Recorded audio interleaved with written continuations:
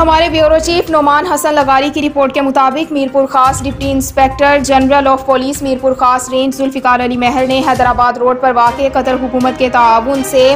तामीर शुदा पाकिस्तान बैतुल माल के ज़ेर निगरानी चलने वाले यतीम बच्चों के सेंटर और जापान हुकूमत के ताउन से तामीर होने वाले आर्ट्स काउंसिल की ज़ेर निगरानी चलने वाले vocational training centre and CSS training centre का दौरा किया। इन इदारों की बेहतरीन काम पर तारीफ की। DIG जुल्फिकार महर ने समाजी तंजीमों और इन सेंटर्स को चलाने वाली मुंतज़मीन मलिक राजा, अब्दुल हक, मोहम्मद बख्श कपरी, शहजादू मलिक, CSS की क्लासेस के focal person inspector Munib, father Shahzad Khokhar, Naeem Chughtai, Mohammad Rafiq Lagari से मुलाकात की। DIG जुल्फिकार महर ने कहा कि मीरपुर खास शहर में इस किस्म के प्रोजेक्ट चलाने और यतीम बच्चों की फलाह व बहबूद और मुस्तकबिल में नौजवानों को CSS जैसे इम्तिहान की तैयारी कराने में इन इदारों के मुंतज़मीन का काम काबिल सताइश है। यकीन दिलाता हूँ कि इनकी रेंज में काम करने वाले CSS